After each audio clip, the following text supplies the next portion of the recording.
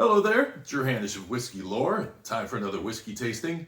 And today I am doing a tasting of a whiskey that is not Irish, taking a day off from Irish, although there is a hint of Irish in this, and I'll tell you more about that when I get to it. The whiskey is called Bear Fight! Bear Fight! That is an angry looking bear. Okay, so what is Bear Fight? Well, I looked on the website and I didn't find a whole lot of information about where the name comes from, why it's called this, why it has the really cool looking bear yelling at you on the front of the packaging. But it does tell you that it's highly awarded, that it is small batch, and it is a premium release. 90 proof, 45% alcohol by volume, and produced and bottled by Next Century Spirits, Zebulon, North Carolina. Zebulon getting its name from a former governor and senator from North Carolina, Zebulon Vance, who, when I was growing up, we knew about him because up in Weaverville, just north of Asheville, where I grew up, was his birthplace, and downtown we had the Vance Monument. But go to Asheville now, you will not see the Vance Monument because there's some historical facts about Mr. Vance which have caused his statue, it wasn't a statue, it was just a monument, to be torn down. So there's a big hole there in the middle of the square in Asheville now, which I don't know what they're going to do with it. I guess they just want a hole there. I have no idea. But anyway, that's a whole nother story. Bear Fight! And you would think that something called Bear Fight probably came from the Asheville area, because Asheville has had quite a few bear sightings going on through town. This is an American single malt. There's not a lot of information on the package, and there's not a lot of information on the website about the origin of this whiskey. What I can gather about New Century Spirits is that they are a company that will white label whiskey blends for you. So if you have a business and you want to have a whiskey, you could go to them, work with their master blender. They'll set up and do all the packaging and all of that sort of stuff, and the blending and the rest. And then apparently they've also done their own whiskeys that they are releasing and that you can find through some online retailers. And Bear Fight is one of them. Sorry. I'll calm down. I love the name. If anything, I love the name. Okay. I like bears, although the whole reason why I don't go hiking in the Appalachian Trail and up in the mountains is because, like Bill Bryson, I have this odd fear of bears, like I'm going to be attacked by a bear, but, that's neither here nor there. Let's get on to a nosing and tasting. So, interesting process on this particular whiskey. It is, as I say, American single malt, 100% malted barley. First fill bourbon, meaning they're kind of following the process of what they do in Scotland and Ireland, using first fill American bourbon barrels, which should hold down on the amount of char that you're tasting in this and probably lighten up on the vanilla and caramel notes and some of the oak notes as well. And then it is finished in sherry casks. It doesn't say whether it's Oloroso or PX. And then it's also finished in what they say are peat smoked oak barrels. And that peat comes from Scotland and Ireland, which I found interesting because in traveling around Ireland, there are very few distilleries in Ireland that are using Irish peat. And part of the reason is apparently the Green Party over there is raising a stink about the use of peat, and so as an environmental issue, and greenhouse gases and the rest, and so on and so forth. And so there is talk about, will these distilleries be able to use Irish peat or not? In France, they can't. It's against the law to use French peat, and they have peat bogs in France, so they could do it if they had the ability. So right now, a lot of this peat is going to have to come from Scotland. But there are distilleries in Ireland that are using Irish peat. So, I guess maybe they're getting it from a granary somewhere in. That's really interesting. Granary in Ireland. Sometimes the scent just throws your brain right off track. This has some really interesting nosing characteristics to it. I read what they put the tasting notes right there on the front of the bottle, but I don't get what they get. I get campfire smoke, and when I say beef brisket, I am getting heavy, sweet barbecue pork and beef brisket, and honestly, it's a smell that reminds me of North Carolina. Get some pencil shavings in there as well, and that pork is sweet pork. It's like I can almost taste the barbecue on this. It's really heavy, and what they're saying is that this has on the nose. Well, these are tasting notes.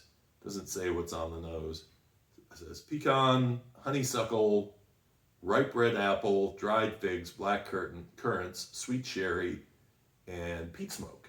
All right, I get none of that on the nose. I've looked for it. Not really getting it. Getting a huge dose of smoke on this. Let's see what it's like on the palate.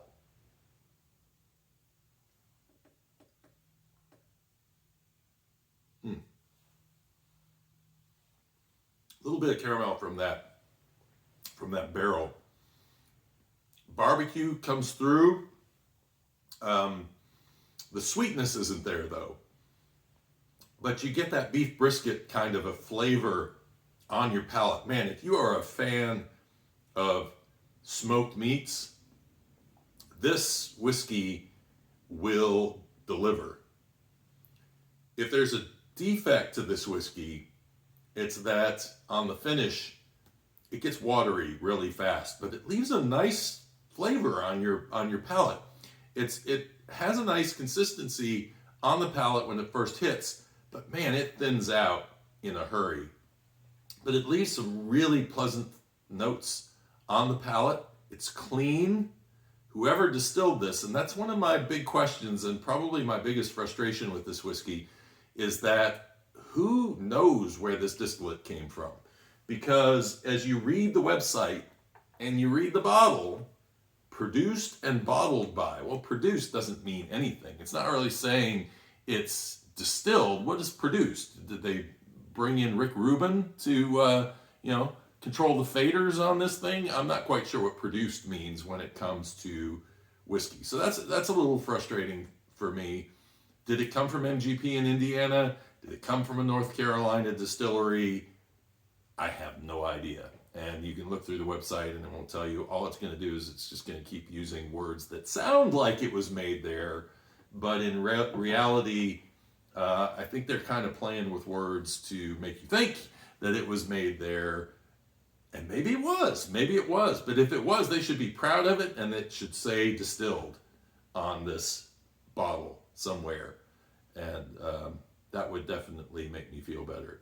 It's a trust thing, And so if I am going to taste this whiskey, I want to know a little bit more about it. And you don't have to get into great detail, but at least tell me where it was distilled if you can. And maybe that's a little bit tough to do on a bottle, because if it actually was whiskey sourced from multiple locations, then that's going to be difficult. But you could put it on your website, and that would be good. That's one of the things I liked about Ireland. I heard a lot of stuff when I was going to Ireland about, well, they're all sourcing whiskey and they're not being very transparent about it. I can tell you that every distillery I went to told you when they were sourcing whiskey. They'd even tell you where they were sourcing it from. They were proud of that. And be proud of that. Wherever this juice is coming from, it doesn't have to be some kind of grand mystery. It's good distillate. It's a really nice blending job if you're looking for a smoky whiskey. And as I understand, the price point on this is pretty good. It's somewhere in the $40 range. So if you love that smoke, you want to buy an American product, you're interested in American single malts, and you just want to buy something different than a Scotch to impress your friends and say, here, see, this is what American distillers can do. Bear fight! Then, that helps. And then on top of that, to be able to say, yes, and this actually, it's MGP juice, but that's fine. Nobody's scared of MGP juice, right? If it's MGP juice, you have your own process and you have your own way of doing things. It just would be good to actually come out and say what it is you're doing and be transparent on the label so that we have a better knowledge. Now, on your products that you are white labeling for somebody else, I say that's up to them. If let them make that decision. But I would even say to them, they should give some kind of a breadcrumb trail to help the consumer know, where this whiskey is coming from. And it actually may help their sales a little bit. This is one of the things that I saw over in Ireland that I was impressed by. I saw a distiller who actually put GND. Maybe a lot of people don't know what GND means, but it said from GND, meaning from Great Northern Distillery. So that's where they were sourcing it from. So transparency, it's a good thing. When it comes to this whiskey, if it weren't for the wheat finish on it, although clean, but I'm a mouthfeel guy, from my personal experience, I just say this is a good whiskey. It could be a very good whiskey if it just didn't fade away quite so quickly. And maybe a little more time in a barrel or something like this. This is only a 3-year-old whiskey. So maybe 4 years in the barrel, 4.5, 5 years in the barrel will start to add some body to this whiskey, which I think would be a big winner. What do you think about transparency? Do you care where this came from? Or is it okay for somebody to say, hey, this was produced at our facility, and that, it doesn't necessarily, you don't really care that it came from MGP or it came from a different distillery here or there. Be interesting to know.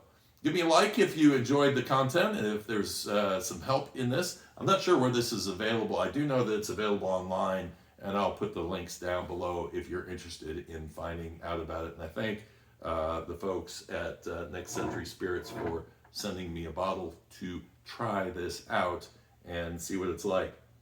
Like I say, the nose is very interesting. There's a hair of confectionery kind of note there, but again, it is such a barbecue nose. It's really, really interesting. This would be great for cocktails where you need a smoky component, I would say. This would do really, really well for that, because there's nothing in this that's going to detract from the taste of your cocktail. Hope you enjoyed, and until next time, cheers and slàinte.